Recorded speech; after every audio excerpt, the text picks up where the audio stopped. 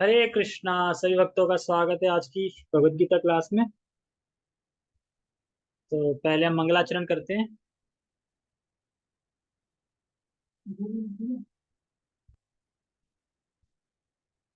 ओम अज्ञानतिमिरान्धस्य ज्ञानञ्जनाशलाकया चक्षुरुन्मीलितं येन तस्मै श्रीगुरुवे नमः।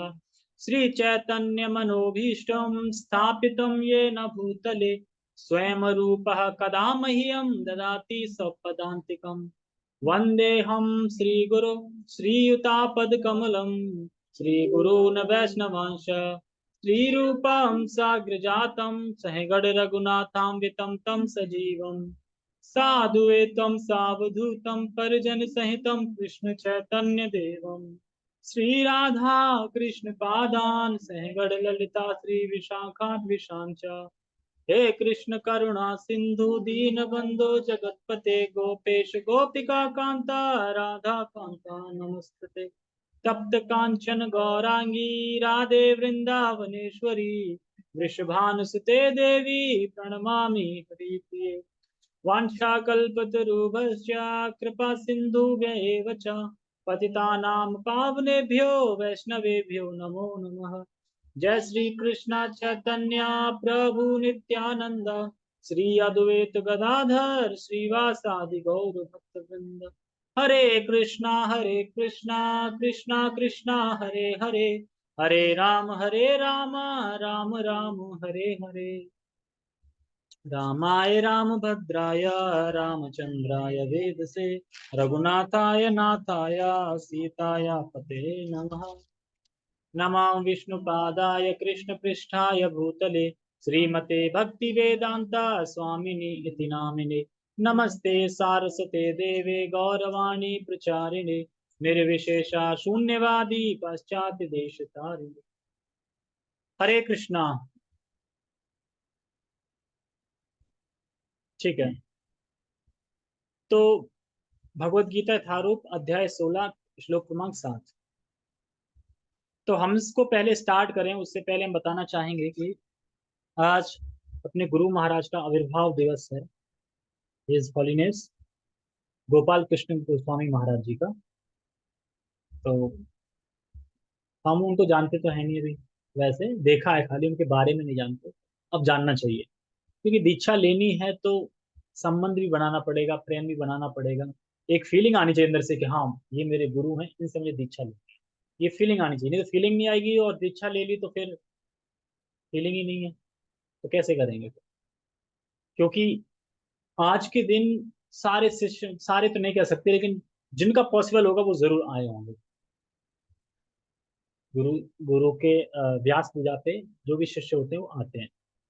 His grace प्रशांत मुकुंद प्रभु आए होंगे क्योंकि वो उनके शिष्य हैं। हिज ग्रेस अमोबिले प्रभु भी आए होंगे, वो भी उनके शिष्य हैं। तो इस तरीके से जो उनके शिष्य हैं वो आए होंगे हैं? हाँ, जीकेटी भी शिष्य है, जीकेटी भी आएगा, सब आते हैं। कहने का मतलब है कि आज के दिन सब आते हैं जिस दिन व्यास पूजा होती है। अब हम दीक्षित हो जाएंगे, जाना तो हमें अभी भी चाहिए लेकिन चलो अभी नहीं जा पाएंगे, दीक्षित होने के बाद तो जाना ही जाना है जब व्यास पूजा होगी। हाँ हाँ, तो वही है। हाँ, एंट्री होती है ना कि कौन आया, पता चले कि दीक्षा तो ले लियो, गायब है, आए नहीं, साल में एक बार आ रहे हैं, ऐसा नहीं करना चाहिए। तो ज्यादा तो नहीं, मैंने बस खाली सुना थोड़ा सा शाम मुकुंद प्रभु जी से कि अपने जो अ,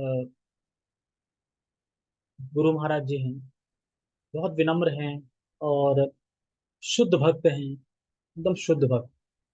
और प्रचार में, सेवा में लगता नहीं कि बूढ़े हैं, मतलब प्रचार सेवा बुढ़ापे में भी एकदम शरीर बिल्कुल जर्जर हो गया हो रहा है लेकिन वो बिल्कुल एज इट इज चल रहे हैं और थकते नहीं है कभी। बताने के लिए बहुत आगे रहते हैं, जैसे कि।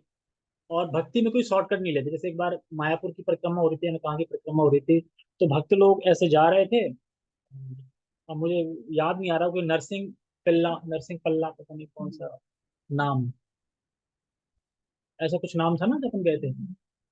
नरसिंह पिल्ला, पता नहीं, ऐसा कुछ नाम याद नहीं आ रहा मुझे। तो वहां पे भक्त लोग जाके एक सीढ़ी से नीचे उतर रहे थे। तो महाराज जी पूछते हैं ये लोग कहाँ जा रहे हैं, कि महाराज जी शॉर्टकट है। तो महाराज जी कहते हैं भक्ति में शॉर्टकट नहीं चलता, सीधा रास्ता जाएंगे। और फिर गुरुदेव सीधे रास्ते से गए, घूम के आगे, घूम के फिर गली से ऐसे होता ना कि शॉर्टकट से निकल जाते हैं, वो घूम के ही गए जो रास्ता है वैसे। और एक बार बता रहे थे कि वो जयपुर जा रहे थे दिल्ली से, तो ट्रैवल से जा रहे थे, बस से या फिर वैसे कार से। तो भक्त चाह रहे थे कि अच्छा मौका है, गुरु महाराज जी के साथ चलेंगे, हमारे जो भी डाउट्स क्वेश्चन बहुत सारे हैं तो हम पूछते जाएंगे ना, उनसे पूछ लेंगे, फिर पास है फिर क्या दिक्कत है। तो जैसे ही सब लोग पहुंच गए, चल दिए, तो गुरु महाराज कहते हैं क्या मैं माला कर सकता हूँ कुछ देर। तो भक्त कहते हैं हाँ, अब माला करते हैं। और उन्होंने माला बीट बैक करी, तो माला ऐसी करी कि जयपुर पहुंच के खत्म हो गई, वो सब बैठ ही रह गए अपने क्वेश्चन को लेकर, माला ही फिनिश नहीं। और जब उधर से लौट के आ रहे थे, तो कि चलो अब ठीक है, अब लौट के जा रहे हैं, तो गुरु महाराज, क्योंकि वो जो प्रभुपाद जी की जो रीडिंग होता है ना, प्रभुपाद जी का जो कोट वगैरह होते हैं जो डले ना internet पे, उसका प्रिंट आउट निकाल के दे दिए। तीन चार मतलब बातों पे थे डिस्कशन जो होते हैं।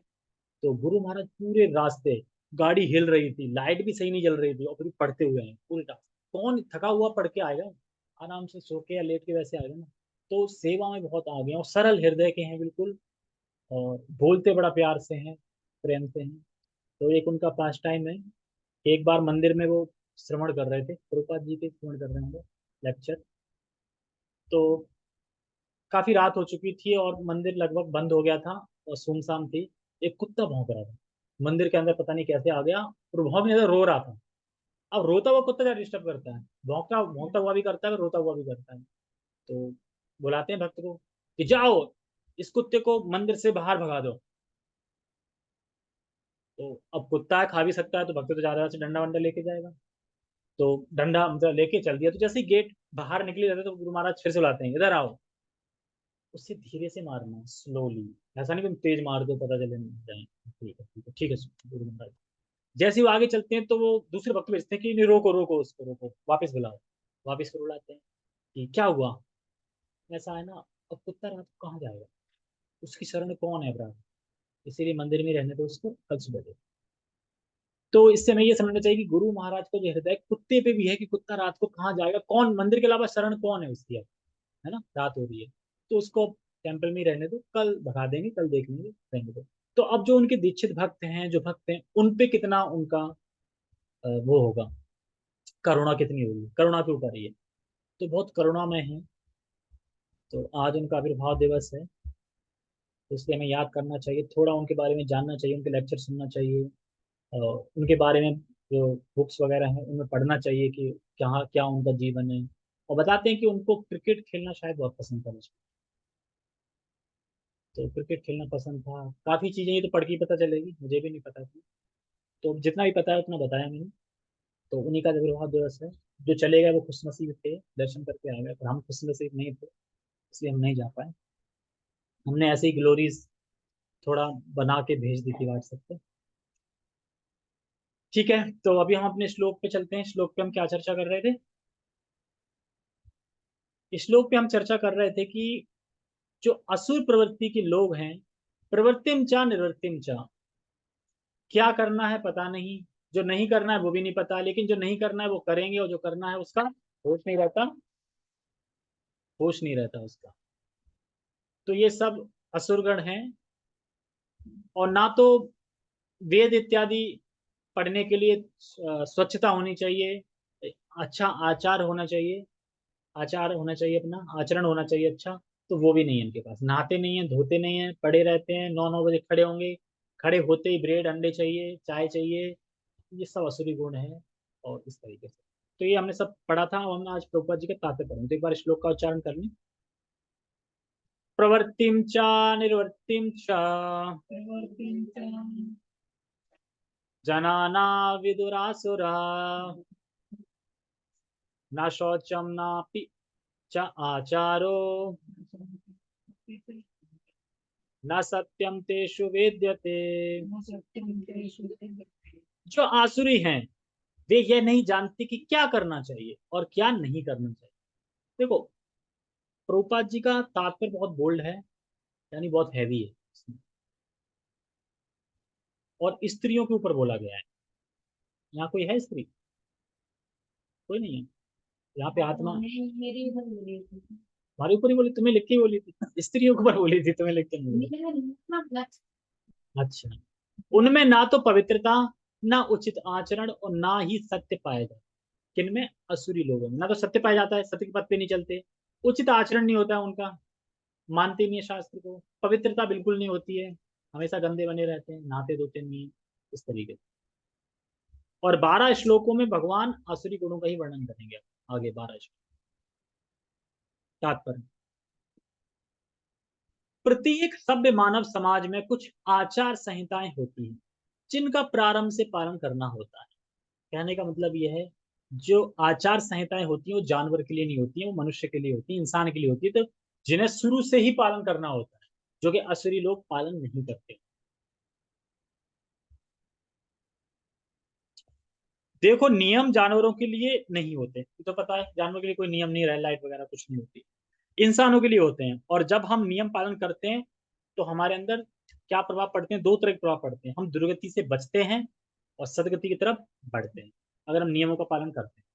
और ये नियम किसमें बताए गए हैं? मनु संहिता में। देखो, मनु संहिता मनु ने लिखी है, जो मनु है ना, स्वयंभू मनु। तो उन्होंने सारे मानव जाति के लिए लिखे थे नियम, उसी में सारे जो आते हैं ना, जो मतलब हम चर्चा करते हैं कि ऐसा नहीं ऐसा करना चाहिए, सब मनु संहिता से ही आते हैं सारी चीज, जो कि मानव को क्या करना चाहिए। अगर कोई मनु संहिता के हिसाब से पालन करेगा तो वह सदगति की तरफ बढ़ेगा, दुर्गति नहीं होगी उसकी। क्योंकि मनु संहिता में ही आती है कि स्त्रियों को बाहर नहीं जाने देना, यही आज श्री प्रभुपाद जी बोले। ठीक है, तो इसलिए बोल रहे हैं इंसानों को नियम होते हैं, और धर्म का आचरण इंसान ही कर सकता है, जानवर नहीं कर सकता। विशेषतया आर्यगण जो वैदिक सभ्यता को मानते हैं और अत्यंत सभ्य माने जाते हैं, इनका पालन करते हैं, जैसा कि मनु संहिता इत्यादि। किंतु जो शास्त्रीय आदेशों को नहीं मानते, वे असुर समझे जाते हैं। अब देख लो, जो जो शास्त्रीय चीजों को नहीं मान रहा वो असुर ही है, भले ही दिखने में अच्छा लग रहा हो। इसलिए यहाँ कहा गया है कि असुरगण ना तो शास्त्रीय नियमों को जानते हैं, ना उनमें इनके पालन करने की प्रवृत्ति पाई जाती है। मान लो कि पहले तो पता ही नहीं कि सुबह 4 बजे जगना चाहिए, और पता चल भी जाए कि सुबह 4 बजे जगना चाहिए तो जगेंगे नहीं, प्रवृत्ति नहीं जगने की। क्या इस्कॉन से पहले हम जग रहे थे भगवान के लिए 4 बजे? या कभी सोचा था कि 4 बजे जगेंगे? 4 बजे तो नींद अच्छी आती है, यही तो दिमाग में रहता है ना कि नींद अच्छी आती है 4 बजे। वही लेट सोएंगे, 12-12 बजे तक मूवी अच्छी लग गई, अगर आ गई तो पूरी देख के भले ही प्रचार आए। तो ये तो छोड़ा भी, तो चलो सब कुछ सुविधा मिल गई है। पहले गांव में तो जाने कहाँ कहाँ से वीसीआर लाते थे, और रात रात भर दे रिकॉर्ड तोड़े, कौन 4 देखी तुमने? मैंने 3 देखी। अरे 3 देखी, सो गए। मतलब सोने को बुरा बताया जा रहा था कि क्यों सो गए। जो जागा पूरी रात वो नंबर 1, सुबह तक मैदान उसने करा, और सुबह तक भी देख रहा है, और फिर स्टोरी सुनाता था क्या क्या देखा था। तो ये सब आसुरी गुण है। मतलब पता ही नहीं है, कहने का मतलब ये है। जैसे प्रभु जी बता रहे थे कि जब वो पहली बार आए थे इस्कॉन में, तो इस्कॉन के बोर्ड पे देखा, क्या लिखा था? 4:30 मंगल आरती। वो तो दम पर रहेगा देख के, क्योंकि जनरली किसी बोले 4:30 मंगल आरती होती है, कि 4:30 जगना होता है, मतलब मंगल आरती 4:30 तो जगना 1 घंटे पहले पड़ेगा, 3:30 बजे कौन जगता है? ये तो आर्मी से भी कठिन है तपस्या। आर्मी में चलो ये तो है कि 2 महीने छुट्टी तो मिल जाती, घर में आके सो लो सही से। और भक्ति कर रहे हैं, ब्रह्मचारी बन गए, तो उसमें कौन सी छुट्टी है? उसमें तो रोज जगना है तुम्हें, रोज डेली। फेस्टिवल पे फेस्टिवल हो रहे हैं, रात को 11 भी बज रहे हैं, लेकिन सुबह जगना है 3:30 बजे। ब्रह्मचारी की लाइफ ये है, बड़ा कठोर तपस्या होती है। कहाँ पे थे? हाँ। उनमें से अधिकांश इन नियमों को नहीं जानते, और जो थोड़े से जानते भी, जो थोड़े से लोग जानते भी हैं, उनमें इनके पालन करने की प्रवृत्ति नहीं होती। ये तो मैं बता ही रहा था ना, सोने का। उन्हें ना तो वैदिक आदेशों में कोई श्रद्धा होती है, ना ही वे उसके अनुसार कार्य करने के इच्छुक होते हैं। मतलब सूक्ष्म तत्व को समझना ही नहीं उनको, बस केवल भोग ही भोग ही भोग भोग करना है। सूक्ष्म तत्व को नहीं समझना कि तुम आत्मा हो, भगवान हो, हम एक्चुअली हमारा कर्तव्य, भगवान का संबंध क्या है हमारा, हम दास हैं। कुछ नहीं समझना सूक्ष्म तत्व को, क्या समझना है? भोग करना, इतना। ना ही वे उसके अनुसार कार्य करने के इच्छुक होते हैं। असुरगण ना तो बाहर से ना भीतर से स्वच्छ होते हैं, समझे? मनुष्य को चाहिए कि स्नान करके दंत मंजन करके। अब कोई कहेगा हमने तो सुना है कि दंत मंजन करने के बाद स्नान करना चाहिए, हम तो कह रहे हैं स्नान करके, तो बताया जा रहा है कि दंत मंजन करना चाहिए। स्नान करके, दंत मंजन करके, बाल बनाकर और वस्त्र बदलकर शरीर को स्वच्छ रखें। अब कोई बोलेगा कि प्रभुपाद जी गीता में ये भी तो बता रहे हैं कि दंत मंजन भी करना चाहिए। मतलब असुर लोग हैं, उनको ये भी नहीं पता कि दंत मंजन करना चाहिए। ये भी प्रभुपाद जी बता रहे हैं। बताओ प्रभुपाद जी कितना चाहते हैं कि लोग पढ़ के तर जाएं, मतलब धाम चले जाएं। क्यों? क्योंकि इतना डीपली कौन बताएगा। पीछे आचार्यों पे चले जाओ तो किसी की टीका में ये नहीं लिखा हुआ कि दंत मंजन करके, बाल बना के, स्नान करके, लेकिन प्रभुपाद जी लिख रहे हैं। पता है कि कलयुग में लोग ये भी नहीं करेंगे, ये भी करने में दिक्कत आएगी, तो इसलिए लिख दो, शायद करने लगे। तो हमें जैसे कल मैंने बताया था पिछले भाग में इसके में कि दंत मंजन करने चाहिए स्नान करके। स्नान करने का मतलब क्या है? 3 टाइम स्नान, कम से कम 2 बार स्नान। पसीना आ जाए, स्नान। नाखून काट ली, स्नान। सेविंग करी, स्नान। सो गए घंटे ज्यादा, स्नान। फ्रेश होने गए, स्नान। टॉयलेट गए, स्नान। ये स्नान। टॉयलेट में अंदर गए तो यही तो है, यही तो भी नहीं कर पा रहे। टॉयलेट जाने के बाद भी ये था, लेकिन अब इतना स्टैंडर्ड नहीं कर सकते टॉयलेट के बाद। लेकिन फिर मंत्र वगैरह से स्वच्छ हो लें, मतलब सारे चीजों को धो लें इस तरीके से। श्री विष्णु कुछ है मंत्र। तो इसमें कहते हैं उन्होंने करके बाल बनाकर। बाल का मतलब क्या है? बाल मतलब कि क्लीन होने चाहिए एकदम, सर बिल्कुल चुटिया यहाँ पे ऐसा।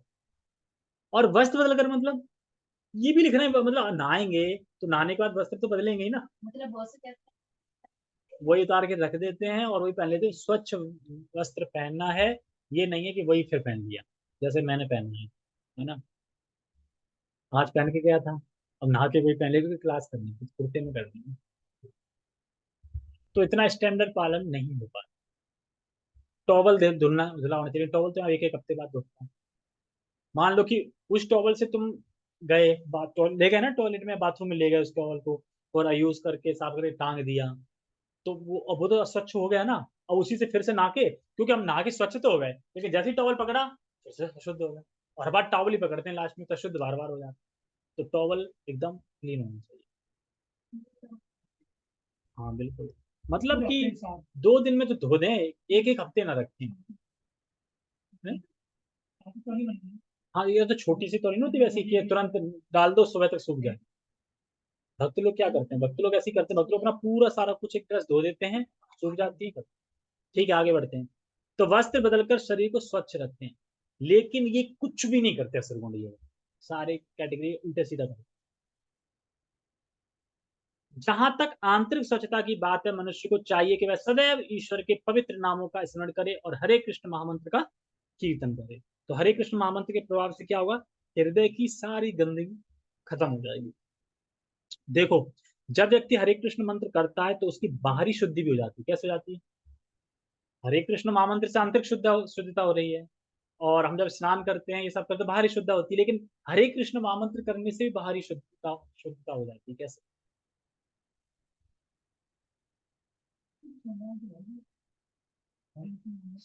हाँ, अगर तुम हरे कृष्ण महामंत्र कर रहे हो तो तुम अपने आप को गंदे रख ही नहीं पाओगे।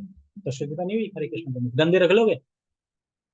ऐसा कोई है कि जो फ्रेश होने के बाद फिर उसका मन रह जाए कि चलो बाद में नहा, तुरंत नहाना पड़ेगा।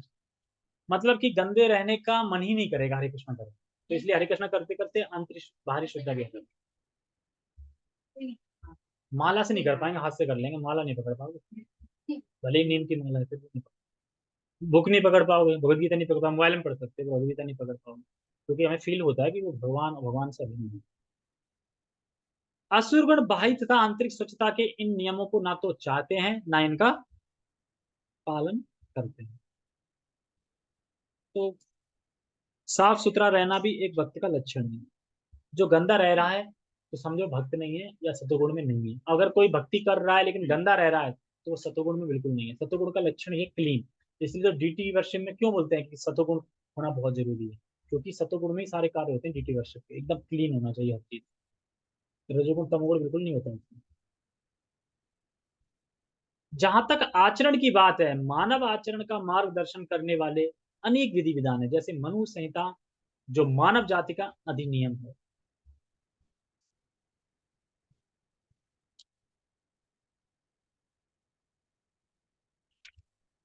देखो, अधिनियम है, अधिनियम में बता रहे हैं, कोई कहे कि प्याज लहसुन नहीं खाते, कहाँ लिखा है प्याज लहसुन नहीं?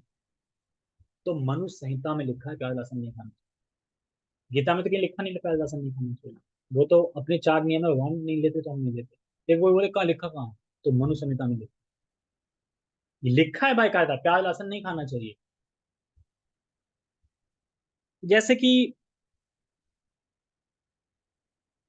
अगर कोई कहे कि अच्छा तो हम तो नहीं मानते मनुष्य संहिता को, तो खाओ और धो भोगो, यही कह सकते हैं ना, तो खाओ दो, हम नहीं मानते। आपके ना मानने से क्या होता है? आप तो बोलते मैं भगवान को नहीं मानता, तो क्या भगवान है नहीं? जाओ, मैं ऐसा है, मैं यूएसए को नहीं मानता, तो यूएसए है नहीं? वो तो आपकी मिस्टेक है ना, आपकी गलती क्या, आप नहीं मान रहे, उसमें उससे क्या फर्क पड़ता है? वो तो आपकी मिस्टेक है, आपकी गलत नहीं। यहाँ तक कि आज भी सारे हिंदू मनु संहिता का ही अनुगमन करते हैं। इसी ग्रंथ से उत्तराधिकार तथा अन्य विधि संबंधी बातें ग्रहण की जाती हैं। देखो, ये बहुत अच्छा है, पॉइंट है। यह बात कभी तुमने सोची है कि ये कहाँ से आया कि बड़ा लड़का है तो उसको उत्तराधिकारी बनाना चाहिए? बड़े लड़के को बनाते हैं ना। सही। मनु संहिता से आई। अच्छा, राम से पहले नहीं था क्या? त्रेता युग के बाद ऊपर चले गए द्वापर युग, द्वापर का फिर ऊपर से सती, फिर कलयुग, फिर चले गए ना। तो ये मनु संहिता में लिखा है कि जो उत्तराधिकारी बनना चाहिए बड़े को, तभी कहते ना, देखो बड़ा है, जैसे कि राम, राम को क्यों बड़ा, तो बड़े थे, ध्रुव महाराज बड़े थे तो उनको राजा बनाया गया। तो कहना मतलब ये राजा, ये कहाँ लिखा है कि जो बड़ा पुत्र होता है वही उत्तराधिकारी बनेगा? ये लिखा कहाँ है? जैसे कि दुर्योधन पार्टी में जो भीष्म, क्या नाम, क्या नाम था, बड़े, धृतराष्ट्र नहीं, पांच पांडवों में बड़े का नाम युधिष्ठिर थे, युधिष्ठिर को राजा बनना चाहिए था, क्यों? क्योंकि बड़े थे सबसे। तो कहाँ लिखा है ये? तो ये यहाँ से आए हैं। अब सुने, मनुष्य संहिता पढ़ोगे तो सारे मनुष्य के नियम पता चल जाएंगे उसमें, एक एक। हम जो कहते हैं ना ये कहाँ लिखा है, ये नॉर्मल सी चीजें, अब कोई यही पूछते कि ये बताओ, अगर घर में चार लड़के हैं तो बड़े को ही उत्तराधिकारी क्यों बनाना चाहिए, उसी का अधिकार क्यों है? सोचते रहे यार, कहीं गीता में तो कहीं दिखा नहीं। ये नियम है। अब ये बता दें कि देखो राम थे बड़े, ये अपने ऐसे ही बोले, लेकिन ये मनुष्य संहिता में लिखा है, वहां से आए हैं। अगर मान लो छोटे, अगर उसमें छोटा लिखा होता, नहीं नहीं, बड़ा ही उत्तराधिकारी के लगे, बड़ा अगर लायक नहीं है, बड़ा बोल दे कि आप बन जाओ, वो बात अलग है, लेकिन उत्तराधिकारी देखा जाए तो बड़ा ही मानो। ठीक है, अब बड़ा टॉपिक आ रहा है, इसे ध्यान से सुनो। मनु संहिता में स्पष्ट कहा गया है कि स्त्री को स्वतंत्रता ना प्रदान की जाए। प्रभु जी तो ये बोल रहा है कि मुझे तो पढ़ते हुए भी डर लग रहा है कि कहीं कोई केस वेस ना कर दे, डंडा अंडा ना निकल दे। स्त्री को स्वतंत्रता प्रदान ना की जाए, इसका अर्थ यह नहीं होता कि स्त्रियों को दासी बनाकर रखा जाए। वे तो बालकों के समान हैं, बालकों को स्वतंत्रता नहीं दी जाती, लेकिन इसका अर्थ यह नहीं है कि वे दास बनाकर रखे जाते हैं। लेकिन असुरों ने ऐसे आदेशों की अपेक्षा कर दी है और वे सोचने लगे हैं कि स्त्रियों को पुरुषों के समान ही स्वतंत्रता प्रदान की जाए। लेकिन इससे संसार की सामाजिक स्थिति में सुधार नहीं हुआ। वास्तव में स्त्री को जीवन की प्रत्येक अवस्था में सुरक्षा प्रदान की जानी चाहिए। उसके बाल्यकाल में पिता द्वारा संरक्षण प्रदान किया जाना चाहिए, तारुण्य में पति द्वारा, और बुढ़ापे में बड़े पुत्रों द्वारा। मनु संहिता के अनुसार यही उचित सामाजिक आचरण है।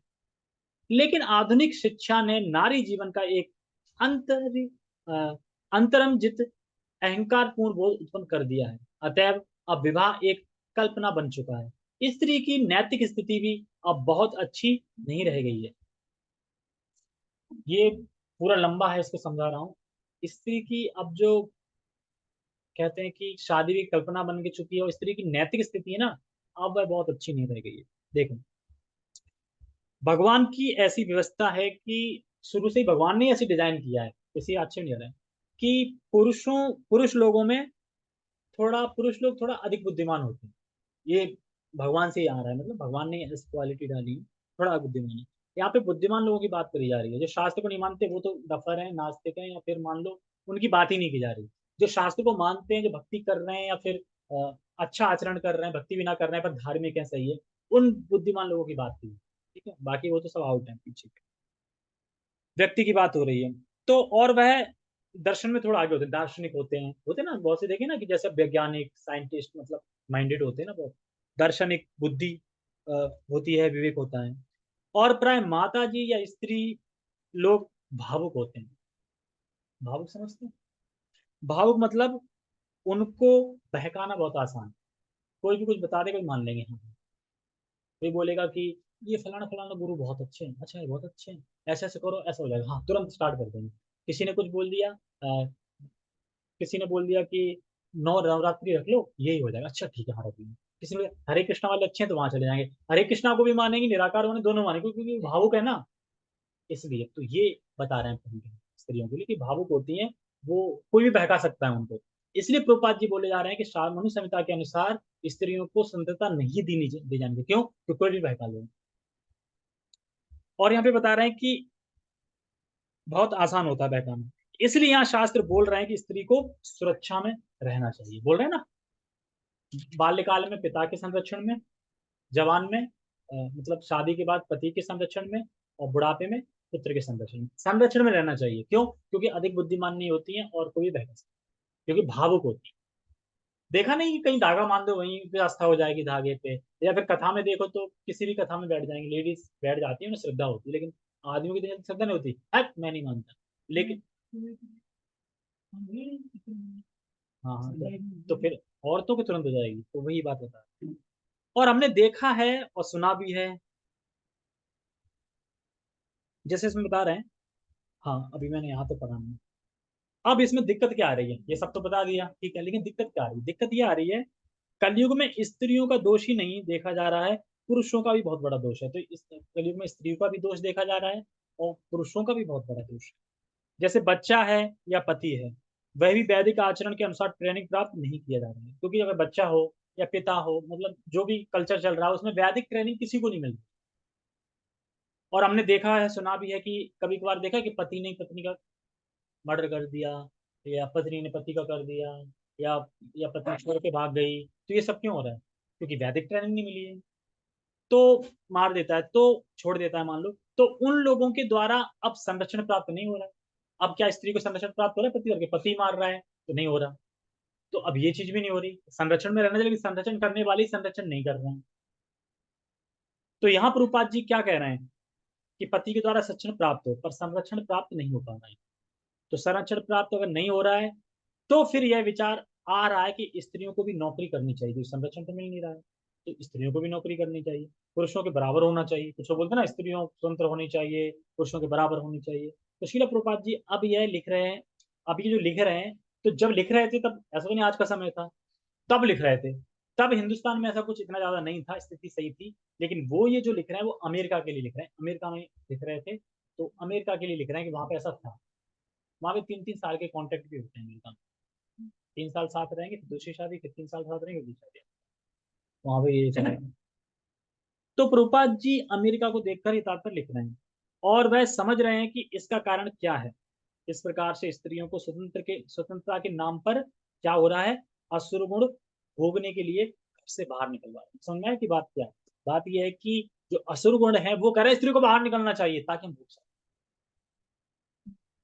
ये कारण है, इसलिए प्रभुपाद जी लिख रहे हैं कि स्त्रियों को स्वतंत्रता नहीं दी, क्योंकि वो मतलब कोई भी बहका सकता है, किसी की भी आस्था में आ जाएंगे ये सब, क्योंकि बुद्धिमान कम होती है, वो भगवान से ही डायरेक्ट लिया जाता है। लेकिन काफी वुमेन होती है जो बुद्धिमान होती है, लेकिन सामान्यतः देखे जाए तो कम होती है।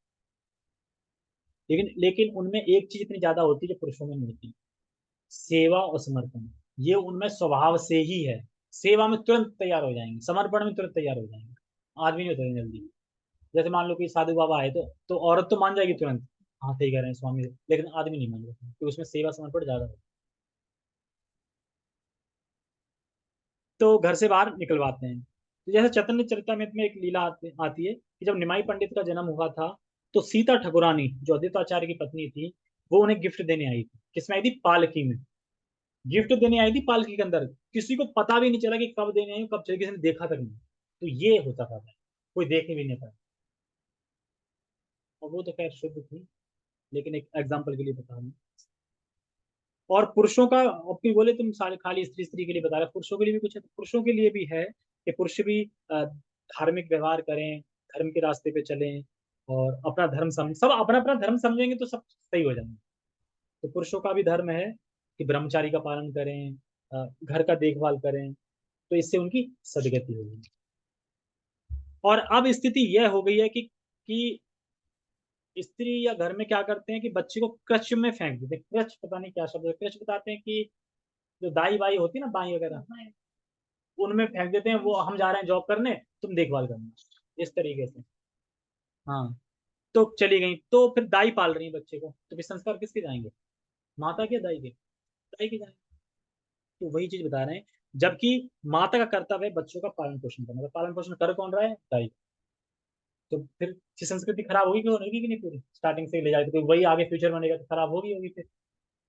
इसलिए जैसे कि अब मान लो कि पति पत्नी है और घर में भोजन बना के ना खाए, रोज होटल पे खाए, तो प्रेम बढ़ेगा? घर पे, क्योंकि वो सेवा समर्पण है ना, तो सेवा से बना रही है ना, सेवा करने के लिए तो खाना बनाया जा रहा है, और फिर खाना बनाते सेवा करते तो प्रेम बढ़ता है। ठीक है, अब बाहर होटल में खा रहे हैं तो फिर ना बनाया, ना कुछ टाइम दिया, ना कुछ, सेवा ही नहीं, समर्पण ही नहीं, इस तरीके से। और यह कलयुग में होना बड़ा मुश्किल है, जैसा प्रभुपाद जी बता रहे हैं, वो होना बड़ा मुश्किल है। तो सभी लोग बाहर जॉब करना चाहते हैं, लड़की हो या लड़का हो, बाहर सब जॉब करना चाहते हैं, ऐसा नहीं कि जॉब नहीं करना। और बच्चों को माता पिता का प्रेम नहीं मिलता इस कारण से, क्योंकि उन्हें छोड़ देते हैं और मिलता नहीं है। तो ये सब बातें विचारणीय है। और एक बड़ा सबसे अस्त्र बड़ा क्या है औरत में, स्त्री में? वही है समर्पण और सेवा, जो कि भक्ति के लिए बहुत जरूरी है दोनों चीज। और ये उनमें है पहले से, इसलिए भक्ति में जल्दी जुड़ जाती है। क्यों? सेवा समर्पण है ना, बस कहीं भी मिल जाए सेवा समर्पण शुरू, तुरंत शुरू हो जाता है। जैसे मतलब कृष्ण भगवान, हाँ तो समर्पण हो गया, इस तरीके से। तो स्त्रियों को बहुत समर्पण होता है। दूसरे, जैसे कि दूसरे के घर में जाना, शादी के बाद दूसरे घर में जाती है ना, अनजान। अब कोई ये रीत चल पड़े कि लड़का जाए दूसरे घर में, जाएगा लड़का? हाँ, मैं अपना घर छोड़ूंगा, लेकिन स्त्री आती है पूरा घर छोड़ के, तो समर्पण है तभी तो आ रही है। जिसको वो जानती नहीं, उसके लिए अपने सबको छोड़ के आ रही है, समर्पण। तो ये समर्पण हुआ, तो ये स्त्री में पहले से ही हो, स्वभाव होता है। तो इसी को, और इसी को हटाया जा रहा है, जो समर्पण और जो है, इसी को हटाया जा रहा है, मतलब इसी का वो फायदा उठाना चाहते हैं बाहर निकलवा के भोग करने के लिए। तो इसी को हटाया जा रहा है कि बाहर जाओ, तो तुम्हें क्या जरूरत है कि तुम पति के सुनो सुनो, बाहर जाओ, अपने पैरों पे खड़े हो, ये सब बताया जा रहा है। और इससे होता क्या है? संबंध विच्छेद, तलाक हो जाता है पति पत्नी की, बाहर गए, अब बाहर जाओ करने देते, खत्म। तो आप लोग ये देख रहे हैं कि सामाजिक अव्यवस्था, तो जो सामाजिक व्यवस्था है वो हमारे वजह से ही अलग हो रही है, मतलब खराब हो रही है। तो ये सारी लौकिक, अब कोई बोले कि ये सारी बातें गीता में क्यों बता रहे हैं स्त्री की, तो ये लौकिक बात नहीं है, कि गीता बहुत प्रैक्टिकल ग्रंथ है। और वह बता रहे हैं कि जिस प्रकार से मनु संहिता के अनुसार चलते तो बहुत ही सामाजिक व्यवस्था अच्छी होती है। अगर मनु संहिता के हिसाब से सब चले तो सामाजिक व्यवस्था एकदम बढ़िया रहेगी। लेकिन मनु संहिता की वजह से नहीं चल रहा है, क्योंकि असुरी गण है, ये नहीं मानते, तो फिर सामाजिक अव्यवस्था चल रही है, ऐसे फैलती जाएगी और फिर कंडीशन खराब हो जाएगी। तो इसलिए आवश्यक है कि स्त्री और पुरुष को ट्रेनिंग होनी चाहिए, ताकि समाज में यह वह दायित्व उठा सके। तो प्रभुपाद जी हैं यही बोल रहे हैं कि आधुनिक शिक्षा में यह क्या सिखाया जाता है, में यह क्या सिखाया जाता है? नहीं, सेवा समर्पण, ये नहीं सिखाया जाता। इसलिए अव्यवस्था वाले, जो आधुनिक सभ्यता है उसमें ये कभी नहीं सिखाया जाता सेवा समर्पण भगवान के लिए। ठीक है, इसलिए ये अव्यवस्था फैली है। लेकिन वैदिक सभ्यता की बात करें तो उसमें सिखाया जाता है कि भगवान हमारे हैं, हम भगवान के अंश हैं, सेवा समर्पण है, तो उससे व्यक्ति सभ्य बनता है। और ध्यान दें, ये नहीं बोला जा रहा है यहाँ पे कि पति दारू पिए और पत्नी दासी की तरह, नौकर की तरह, ये नहीं बोल रहे हैं प्रभुपाद जी। यानी पति भक्ति करे, फिर उसका दायित्व लेके उसके अनुगत होके पत्नी। दारू पीने के बाद नहीं, दारू पी हो जाए ना, अब दारू के वो पैक बना रही है, मतलब दासी है ना, पैक बना रही है दारू के, ये नहीं बोल रहा, ये नहीं बोला जा रहा। ठीक है, आगे बढ़ते हैं। कहाँ पे स्त्री की नैतिक स्थिति भी बहुत अच्छी नहीं रह गई है, अतएव असुर गुण कोई ऐसा उपदेश ग्रहण नहीं करते जो समाज के लिए अच्छा हो, क्योंकि वे महर्षियों के अनुभवों तथा उनके द्वारा निर्धारित विधि विधानों का पालन नहीं करते। अतएव आसुरी लोगों की सामाजिक स्थिति अत्यंत शोचनीय है, मतलब सोचनीय है वो। तो स्त्री सेवा करती है, भोजन बनाती है, तो ये सब चीजें बताया गया। इसमें किसी ने क्वेश्चन किया था, क्या माता जी को, क्या स्त्री जी को बाहर प्रचार करना चाहिए? कहाँ करना चाहिए? माताओं को करना चाहिए, माताओं को और बच्चों को, बस। क्योंकि वो आपको गुरु नहीं मान रहा होगा जिसको कर रहे हैं, ठीक है। अगर हम किसी को बता रहे हैं तो गुरु के पद पे ही है ना, वो गुरु नहीं मान रहा, उसे नहीं करना। हाँ, बाकी ऑनलाइन जूम पे कर सकते हैं, लेकिन फिजिकल नहीं। फिजिकल तो माता को प्रचार करना चाहिए। तो क्या सीखा आज के श्लोक में? आसुरी लोग हैं, उनको पता नहीं होता है क्या करना चाहिए क्या नहीं करना चाहिए, और वैदिक चीजों के लिए स्वच्छता आचरण की जरूरत होती है, वो उनके पास होती नहीं है, गंदे रहते हैं हमेशा। तो ये आसुरी गुण के लक्षण है, ठीक है। तो ये हमने सीखा। ओके। जगत गुरु शील प्रभुपाद की जय, श्रीमद् भगवद गीता की जय, निताय निताय गौर प्रेमानंदे, हरे कृष्णा। ठीक है, ये सब प्रोफाइल अपनी अपनी ऑफ कर लेते हैं।